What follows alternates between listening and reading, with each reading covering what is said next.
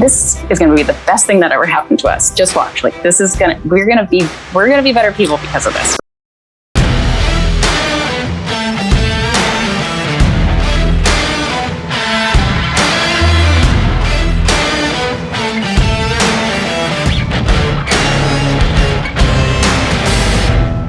What's shaking? Welcome back to All In with Rick Jordan. I am your host, Rick Jordan. We're going to go through a lot of things today around trauma and getting yourself to the point to where you can actually function in life and kill a lot of those things that are holding you back. At least that's what I'm hoping for today. So, hey, share this show with three people you know that might enjoy the content, because that's the only way that we grow and reach more people and help more people. And today, you'll especially want to share this because my guest is the author of The Other Side of Us, a memoir of trauma, truth, and transformation. You know, she has degrees in English and psychology and a master's degree in communication studies, and studied with the Centers of Spiritual Living. I mean, it's just a wealth of knowledge here around this topic. Molly Weisgram, welcome.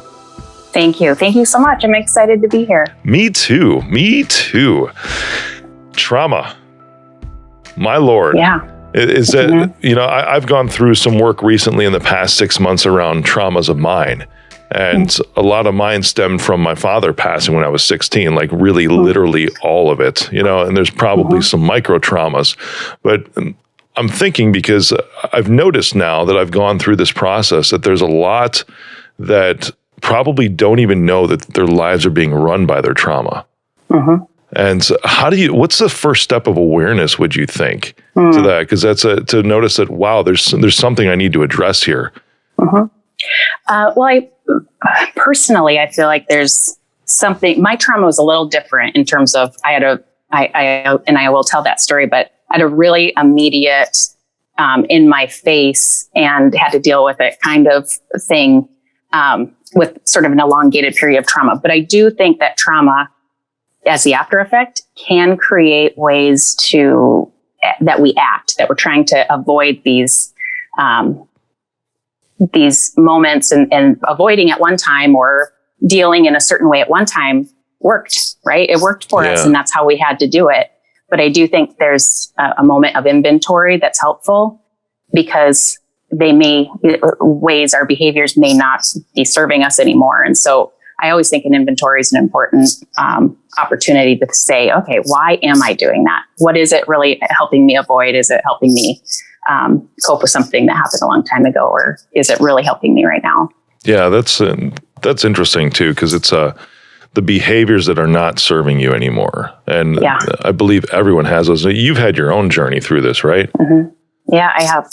Yep. I had a really, I guess it's still, our trauma happened 2 years ago that I ended up really, a very notable trauma. I ended up writing a book about it.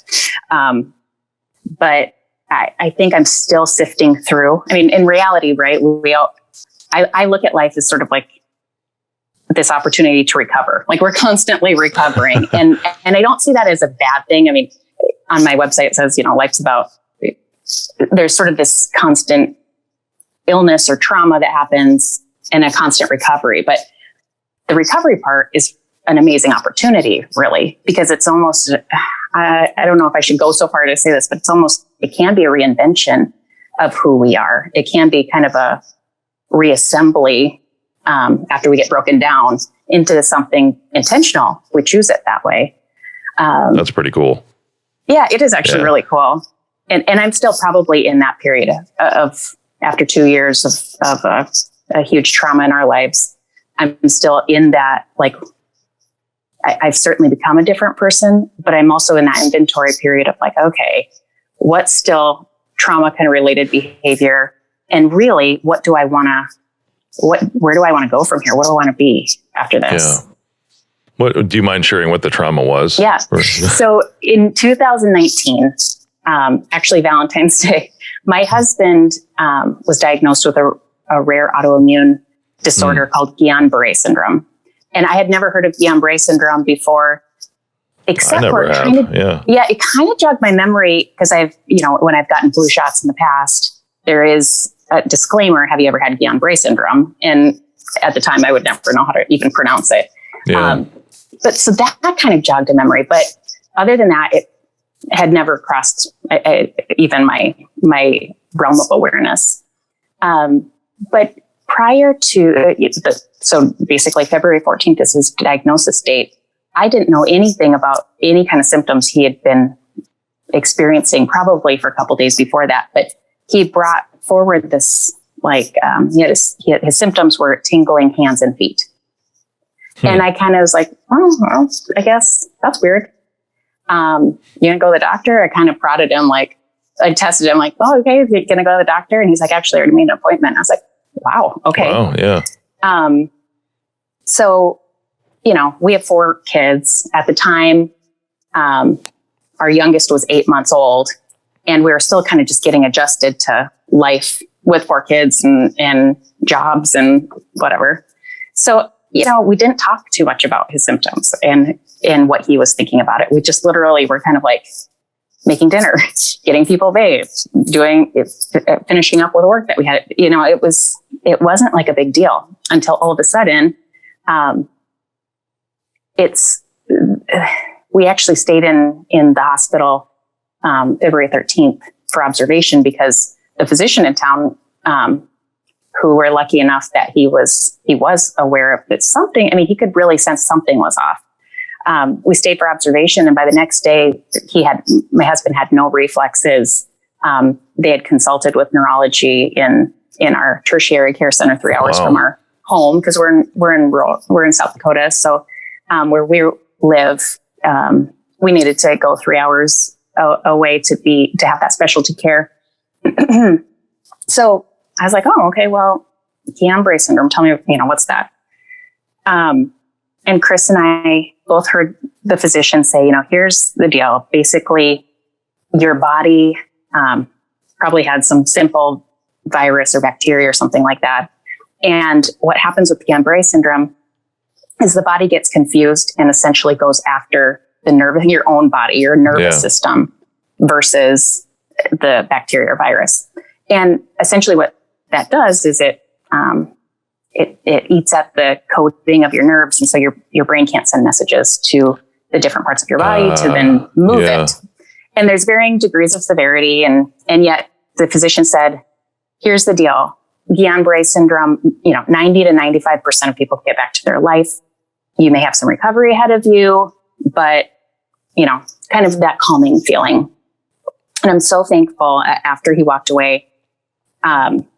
I looked at my husband and I put my hands on his shoulders and I was like, and this is it's something about framing that I think is really important. I didn't even remember I had said this, but had been a practice of ours. I was like, well, this is going to be the best thing that ever happened to us. Just watch. Like, we're going to be better people because of this, right? Okay, we're going to do this. And I didn't mean to be, I didn't realize how severe it was, by the way, or what it was going to get, because a lot of Guillain-Barré, there's a spectrum of everything. And sometimes people might have might be hard to walk and might have some physical physical therapy for recovery. Anyway, it ended up that not 5 days later, my husband was completely quadriplegic on a ventilator. And yet I was still kind of like, okay, Google says it's 2 to 4 weeks and then you start recovering. Like, there's still recovery. And then we had a physician come in who said, basically had to break the news that this was sort of that severe, like off the charts kind of case where not only was there damage to the outside coating of nerves, but also to the nerves themselves. And it could be months, weeks, years that he would be in his quadriplegic state. And we don't know. Sorry. It's a waiting game. And waiting games are tough. Yeah. And as it is to watch your loved one be in incredible pain, completely mentally with it, and literally this trapped thing, feeling literally trapped in your body. And it was bad. And then it got worse because I thought when you're paralyzed, you're just like if your arms and legs can't move, you're paralyzed. But this was so bad that even his eyes, like his eyelids, the muscle in his eyelids would no longer activate, and his eyes were wide open. Like he couldn't blink. It was just bad. So I think we were in that as our children were home 3 hours away from us. And it was it wasn't like we were just sitting and waiting and he like placidly, like he was in screaming pain, even though he couldn't speak. We had to find ways for him to communicate with. We taped a laser to his glasses, and he kind of was able to kind of move his head and point to different letters. So we tried to translate his thoughts or needs through that. But he was in incredible pain. And then not only that, before he then no longer could even move his head and his eyes couldn't blink, we were able to decipher that because when you have this nervous system damage, your body, your brain can't create the messages. And so it starts to tell your body, you have literally physical symptoms of things that aren't happening. So he's now explaining that feels like his head is in a cage with his torso balancing on top, or that like just completely, or like it feels like there's a wooden like stake going through my foot. I mean, just really bizarre. I'm smiling. I was not smiling. Like it was horrible. There's so much to this story, but essentially about 5 or 6 weeks after our initial, this was the acute situation at that tertiary care center. We knew we had to get him to rehab somehow, but in South Dakota, he couldn't go to a rehab center that took people on ventilators because he was still on the ventilator. So we transferred him to a facility in Nebraska that was about 7 hours from our home. And he ended up being ventilated for 15 weeks, quadriplegic for longer, but his recovery ended up taking, 9 months or so before he was able to come home. But he's home, and he is, he's actually doing amazing. But it was kind of up to me to be the person to keep it together. And I think that's in terms of working and running our household children and trying to figure out what are we going to do. I mean, my husband owns a small company. How do you just keep going when someone's gone, but they're not gone and they still need your care too. So it was, I don't know if I'm really explaining You're doing amazing, really. The depth of like guttural, icky stuff. But what I know from that trauma was that the way I coped in the midst of it was I really removed myself from my feelings. Like I didn't intentionally do that, but I needed to go to the end of the spectrum of logic, because if I let that emotion in, I think I would have been so crippled that I couldn't have done what I needed to do at the time. The emotions started to come later, but that's what I'm just starting to experience again. Like I'm starting to experience feeling, which sounds weird, but I couldn't, I'm sure there will be a element of trauma that I take with me throughout my whole life. And I don't mean to say that as in like a pessimistic, but I think, life's about recovery. Like you are constantly recovering from those things, and they probably do make us better somehow too when we have the right perspective on them. But I'm still really learning about the recovery from trauma right now. Wow. You're saying it. I'm sure there's a lot of depth to everything, but you're doing amazing at describing this. You've captured me in this too. And you said around, you shut your emotions down and went to the side of logic. Is that I don't know. Is that a natural response when you're in the midst of something like this? I don't know. Here's what my observation was. I don't know. I don't know if this is true, but here's what I was thinking, that it's about, I think you go to what you're good at in those times. Like you kind of lean toward the things that you do when you're in stress. I mean, so for me, when I'm in stress, I become kind of a control freak. I mean, I want to have it all down, and so for me, it was soothing to do things like, I don't know, paperwork. It was just like, it was kind of a bizarre, or I got, and it wasn't a bad thing. Like, this isn't all bad, but it was a kind of a control thing. Like when I was ready to let my kids in, I didn't want the kids to have to come and see him that way if I didn't have to. And I kept thinking, man, it's going to be just a couple weeks. Like they'll be able to see him after that. When he's off of the ventilator, they can come see him. It's too scary right now. And when I realized, oh no, this is a super severe case. There's no I can't protect them from this. That's when I started accessing all the resources at the hospital and querying different ways that kids deal with trauma. And I wanted to bring them in. I was going to have set up a tour for them to see the hospital, maybe see like pictures of people ventilated. And, I just had it kind of all, I wanted to script it, and I wanted to control those things that I thought that was healthy and helpful to them.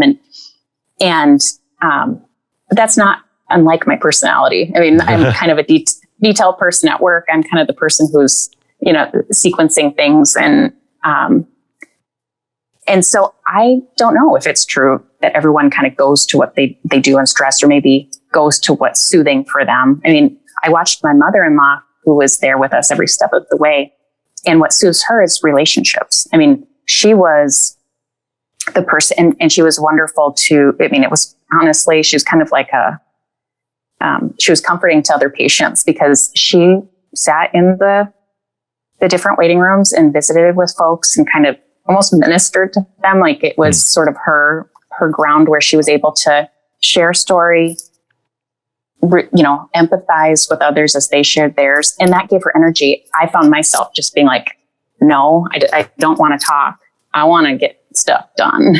And it was, so I don't know. I don't know if that's a thing, but that was certainly my observation. That's interesting. Did it serve you to shut down your emotions in those moments? At that time, absolutely.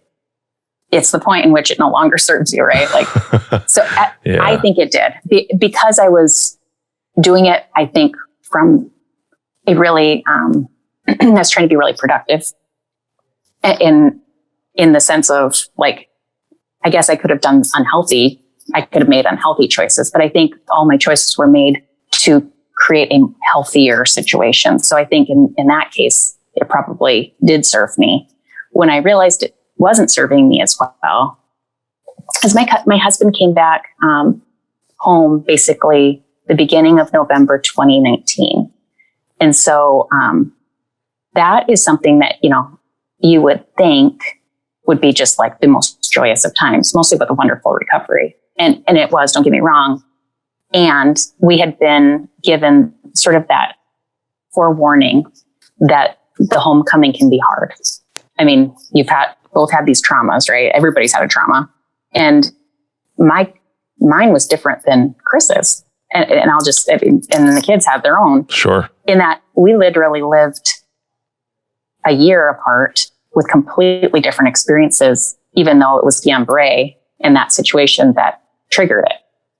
He talks about, like, I didn't realize how I looked. He lost 60 pounds and had to have things suctioned out of his mouth constantly, in the eyes. And I mean, it was scary. Yeah. He's like, I had no idea. Like, that was kind of what in my mind, he's like, I was kind of in these dreams, like there's an ICU delirium, but he had a lot of pain drugs. He's like, I was on these fabulous adventures. Like I was, so wow. In his experience, it wasn't, I'm not saying he had fabulous time, but I am saying we just had a completely different way of experiencing it, but we also had a completely different way of coping. When I realized that turning off my emotions wasn't as helpful was when he returned, and I realized, like, I couldn't quite feel the joy. I couldn't feel the joy. his homecoming, but I also couldn't feel the depth of that trauma that we had been in either. I allowed myself sort of this middle range, cool, calm, and collected at all times, but there was a floor and a ceiling to what I could feel. That was a coping thing for me. I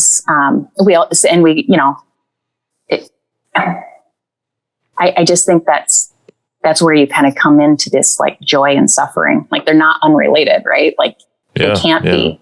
And until I could start to allow myself even to cry, I mean, I couldn't cry. I just was numb. But until I started feeling safe enough, and COVID didn't help any of that because, so he returns November 19, and then COVID hits a couple months later. And in my mind, Chris is at risk because he was just ventilated this is a respiratory deal. He was ventilated for months and months, had tracheal, whatever. I just assumed he was at risk because in my mind, he was always at risk. And I felt like I needed to protect my family, but I also couldn't feel like I could be close to him because I might lose him. So there, at what point those things still protected me, but at what point did I need them to not protect me anymore because they were taking me away from other things? That's an interesting concept there too, as I'm hearing this, because my coach calls it, that middle ground. He calls it the safe place of suffering. When it comes to that.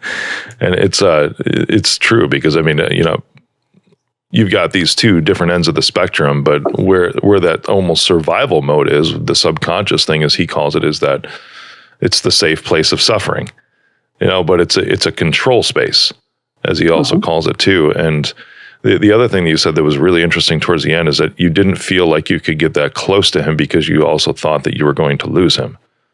Yeah. Which was also kind of a protection from what it sounds like, because it's shielding yourself from what you feel is going to happen in the future.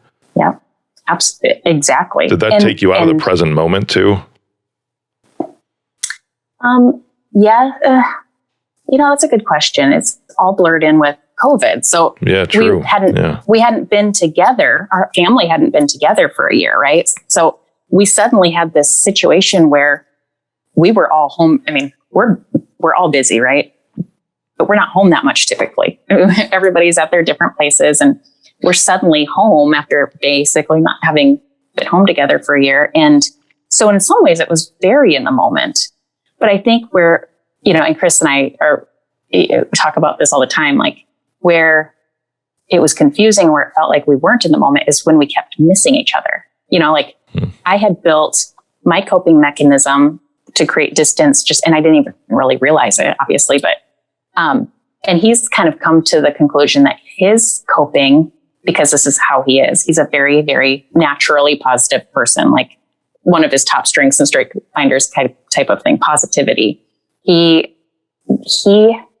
recovered the way he did because he put himself in a bubble of positivity. Like nobody's getting out, no one's taking my hope away from me. Like I will see the positive in every single thing of this. I dare you to make, so for him, that was like, and that was good. Like that he was creating this, kind of that safety place for him to grow and to develop and to basically regenerate. But I was in a place of risk management. So where we clashed, right, was me always saying, okay, this could go wrong, this could go wrong, this could go wrong. Here's what I'm going to do in order to mitigate that. And my husband was like, ugh, I don't want to talk. I mean, like, no, we're going to high five all day long. So I think, it served me the way I felt like it felt to me like I did my very best in the midst of all of that.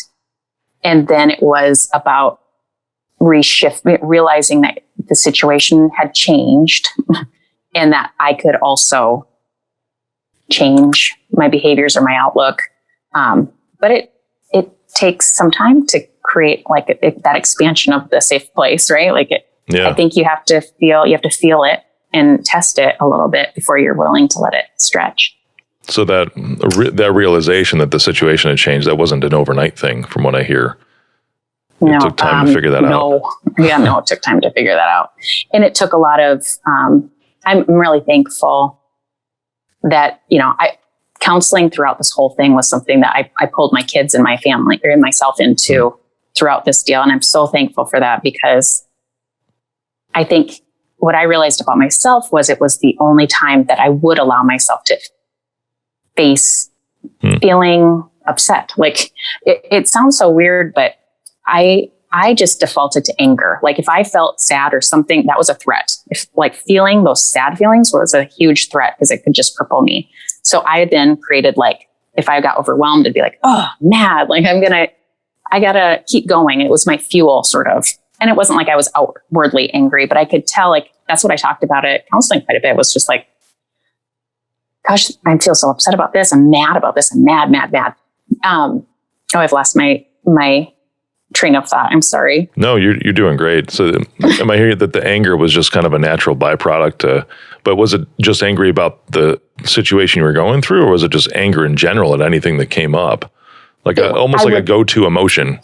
Yes, it was my go-to. That's exactly how I put it in my book. Yep, it was my go-to emotion. And that's why I'm talking about counseling. Like I'm just so thankful that I was able to explore those feelings and understand them maybe. Like my counselor had really helped me to see that,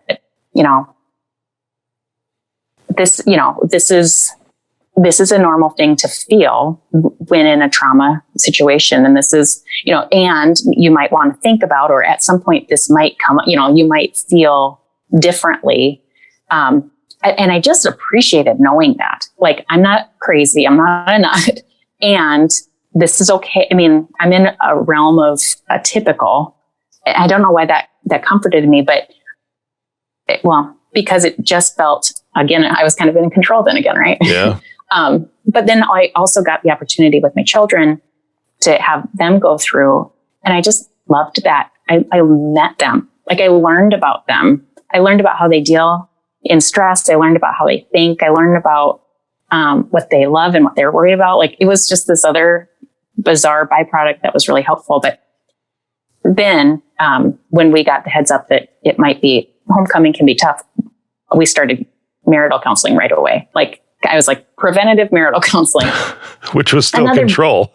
Right. I was like, yeah, totally. I guys it all. Like, you're expecting it to go to shit. Yeah. There's something to that. But actually, because I love counseling so much, I just think it's a wonderful, like, way to explore. Like, I love it. I'm just somebody who, one of my majors is psychology. So come on, like, I obviously like this whole way that people are, people and how we think. But I was just really thankful for that, because as we tried to work out, like, some of the ways in which we were, I don't know, coming together, I guess, and at times missing each other, that created an opportunity to talk about things that are hard. Like, I really came to the realization that I didn't want to be the caregiver anymore after, and we're in COVID. So I'm pulling this, I'm listening for kids to, fighting upstairs or whatever, but I'm also always listening because, he can't feel his feet, or, has neuropathy and was still not strong. I'm listening also for an adult human to be falling on the ground. I mean, I'm constantly listening, and got my, so we were able to walk through stuff like, I don't want to be the caregiver anymore. But guess what? He didn't want to be cared for anymore either. He didn't want to be the patient. So, these things are things you never would expect before going into it. But, I'm thinking of sort of that cliched thing of, like, what's revealed can be healed. Like, that's sort of been my approach to it, because if I just sit on it, it's probably not I probably won't maybe be the best I can be by not dealing with it. So I don't know. I'm sure there's a million other things I'm going to deal with from it. And okay, so let's reveal them and we'll figure it out. And I've learned a lot through it. I guess that's something. For sure. That's I'm blown away. It's really amazing to hear the transition in your journey that you've gone through so far. And this was 2 years ago now, right? Mm-hmm. Then he came home November. So about a year and a half ago is when he came home. His name's Chris, right? Chris. Yep. Yeah. Yeah. How's he doing now? Amazing. Yeah. I mean, it's so bizarre. He is doing amazing. He's actually doing so he was in 3 different healthcare facilities in his recovery. 1 in South Dakota, 2 in Nebraska. And this summer is what he's calling his victory lap. So, in May, he ran his first half marathon. Awesome. And in July, he's right now training for his first Olympic length triathlon. And he's like, it doesn't hurt as bad as it used to because I can't really feel my feet as well. And, I'm like, oh, wow, that's a positive way of looking at it. Did he run before? He's a college basketball player. Like he's a guy who certainly didn't like to run, but is not outside of like training and discipline kind of minded physical stuff. But he kind of needed the structure to keep up with his therapy turned into like physical therapy, occupational therapy kind of turned into like, what can you do now to keep yourself in shape or to build strength? Like right now it's about, actually he's just started acupuncture and he was amazed by sort of the proprioception in his ankle. Like he could kind of tell that there was something. Anyway, it's now about for him, his life, his body, how is he going to create strength, or does he want to? And obviously he does. So this training stuff has been sort of the way he remains committed to doing it, because life can take us all over and away from working out if we want to. But that's kind of been his therapy, I guess. But yeah, he's doing amazing. I think he's probably in our conversations, and he wouldn't mind that I'm saying this, but I think he's also just coming to a place where he's able to put down some of that. Oh, I don't know about positivity, but he's starting to feel more. He's starting to, he's just a positive person, but I think he's starting to realize like, oh, that really that's a knee-jerk reaction. That's a defense too. I was thinking that where your go-to emotion is anger, his sounds like it's, like over happiness. Yeah. Yeah. And it's not in an odd way, but he just shuts down. He's like, nope, it'll be good. Yeah. And he's very believable. And he does believe that. Like I said, it's his top strength, and that strengths finder is like kind of personality stuff. But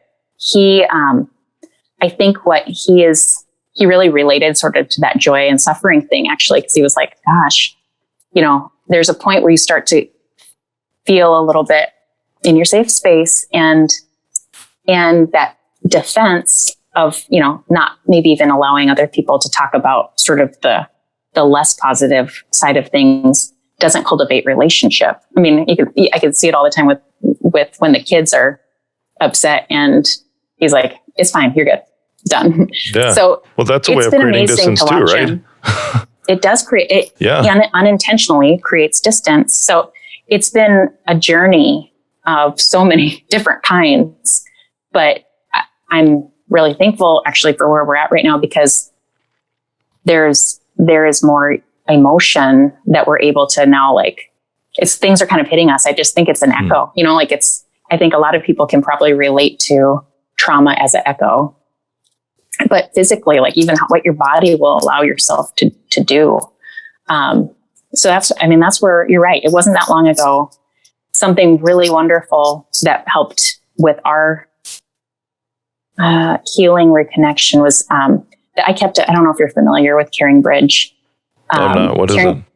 Caring Bridge. So when Chris got sick, you wouldn't know it from our conversation right now, but I'm kind of a relatively private person. Like I don't need to talk about like the stuff that's going on with me. I have a kind of a smaller group of friends, and when he got sick, I just kind of didn't want I didn't want to be the poor us. Like, I just kind of didn't want anybody to have to know about what we were going through. Like, but obviously when someone just disappears from their life, actually two people disappear from their life, and it's new. I mean, in our small community, obviously it's big news.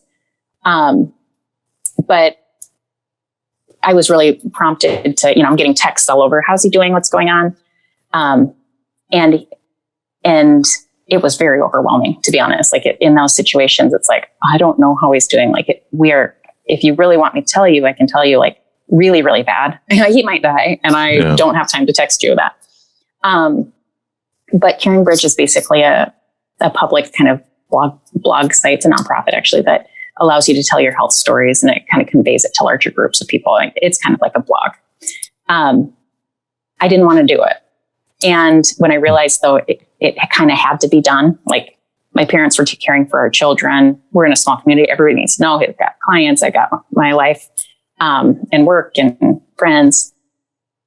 Well, so I started writing, these little updates, maybe once every couple of weeks. And what they became to me was sort of this exploration of like wholeness. Like for me, it was like, I was literally cataloging what was going on, but I also was, kind of exploring with perspective, like things I was learning. Like, man, you never really think you're going to be in that spot. And yet I can look at these things as points of light. And someday I'm going to really look forward to talking to Chris over coffee about this and whatever. But it went much deeper, but it was very healing for me. And what ended up coming out of that is when Chris came home, I had to keep writing. Like it became something that actually allowed a ton of people into my life that way. And it was so comforting because there were so many people that were on those sidelines paying attention. But so that's what ended up kind of becoming sort of like how I faced out in my book. I use those Caring Bridge as my face out. And then I talk about kind of that background, like what's going on and how that, how the counseling things, I mean, it's quite the journey, but it was helpful to share that writing journey and that experience of ours, the kids and mine, with Chris, because he wasn't home for that year. So it was a way for us to talk through those experiences and have some more perspective on what it was like from the caregiver's perspective. Yeah. As a caregiver too, because you said the word you used was bizarre, and it was attached. It was attached to him doing amazing. You're right. You're right. Everything about this is bizarre. Like you wouldn't expect any of the things that had happened or his recovery with what you see. Yes, everything about it was bizarre. I'll say this though, I really wrote it for my own healing, and I wanted to cap the book, and I really wanted to capture the perspective of resilience that I feel like we put into it the best that we could for the kids, because everybody has their story, right? Like everybody has their situation where they're called to resilience because it's not good. And I wanted them to be able to examine this story someday from an adult perspective. But what really made me feel, it was sort of this byproduct of, I wrote this book, I'll share it. If it helps people, great. If it doesn't, that's not my business, like whatever. But I just got this amazing opportunity to realize that my book had traveled around to the point where there's a family in Colorado that is going through just what we're going through right now. And that, makes me feel like, it floors me. It kind of gives me that like amazing, that they're in this situation right now. And there really wasn't a perspective like my book that I leaned on. And they've talked about how appreciative, because they were able to walk through this with more of a positive outlook and stuff. I just, that's where sharing your story. Again, I didn't do it for other Guillain-Barré patients and caregivers, but when you share your story really authentically and with utmost vulnerability, and you realize like, man, that potentially changed some part of theirs. I don't know. That's really fulfilling. Yeah. When you have that moment where you're saying that I can help a lot of others because of what I've gone through, it's just, if it helps, but it's an offering. Like I hope it helps, but if it's an offering, that's all I can say about it. Yeah. There's a phrase you have, waiting on the other side of grief. What do you mean by that? Waiting on the other side of grief? W-A-D-I, yeah. Yeah, waiting through it. I think that's the thing. You can't not. Waiting to the other side, I'm sorry. Yeah. I think that, we all go through those grief periods, and it kind of goes to where you started, in that, you deal in the moments that you have to deal. And then there's that period of time where you're tired and you don't want those feelings. You don't want that experience, and you just try to forget it or do whatever you can. I mean, I think that's pretty normal. I call them kind of those thorns. Like the thorns in your side, you try to find ways not to bump them because they're sitting there. And if you bump them the wrong way, it hurts again. So you modify your behavior so that you don't bump the thorn. I think the thing is, the thorn will stay there until you find a way to deal with it. And from my perspective, there's no way but through. And I think there's that idea of, like, you have to wade through it. You have to go through those steps. We are called to do that. And there's no human that isn't going to at some point. But I think that we can maybe express ourselves more fully in going through it than continuing to avoid that pain, because somehow we're supposed to learn from what we're doing. I mean, I don't have the explanation for it. No one does. But somehow I really believe that, somebody said once to me, like, life is for the refinement of your soul. And so the things that are kind of come to you in your life are opportunities for you to refine. So I guess maybe it's easy for me to say, because right now I'm on the other side of that horrible situation with an amazing recovery. So I fully recognize that. But I do think that I'll only be better if I continue to examine and continue to live my life in the way that, at least with the perspective that you got to go through. Yeah. What is the taking inventory situation about? Because you referenced that towards the beginning. I think that's you're inventorying your behaviors. You have to, and sometimes you have to look at yourself and the feelings of anger, the feelings of, like, you get to inventory your reaction. Is it defensiveness? Is it, because my hunch is we'll use defensiveness as an example. My hunch is that's one of those ways to avoid a thorn, right? Like, you don't want to aggravate the thorn, and defensiveness is a way to protect yourself. I just think there's that opportunity then suddenly to go, okay, if I can look upon the situation and say, okay, what am I doing consistently? What's my knee-jerk reaction? How do I want to, I want to do this to defend myself or cope or whatever. And then you realize, like, I don't think sometimes we don't even know the thorn's there anymore. You know what I mean? Like, sometimes we just like, I guess that's just how it is. And maybe it is, but at the same time, if it hurts, that it's a call to go through again, kind of wade through to allow yourself to maybe readjust some of those, maybe defensiveness isn't called for, maybe it's pushing away someone else. But you're still working on that other thorn, but you're kind of creating another one by potentially creating distance with somebody else in your current experience. So I just think that a lot of what we do sometimes is motivated by past stuff. And if we don't take inventory of what the past stuff is and which behaviors that we tend to go to, which ones are maybe tied to those things, maybe we're still living in the present and not really allowing the next things to happen. It all sounds so easy when you say it, but it's not so easy when you're actually doing it. So could I give you a 3-step process to inventory? No. But I do think that it's really just about being conscientious of, like, wow, that was a defensive thing that I just did. And I kind of just pulled on you. Or as my husband and I talk about, like, my positivity is sometimes maybe my shield. Like it's just, it's that opportunity to say, like, just to look at it with non-judgment, I think. Just really look at yourself with non-judgment. Molly, you've blown me away today. And I appreciate you sharing your story. And normally I'm really like super, super energetic and over the top. And this has just been emotionally connecting. And I'm sure everyone listening is feeling the same way. But where can we find your book? It's your website, mollyweisgram.com? Yep. Go to mollyweisgram.com. Awesome. Thank you. There's just so much we could unpack, but this is a great start to tell people, hey, there's a shift that can happen in your life.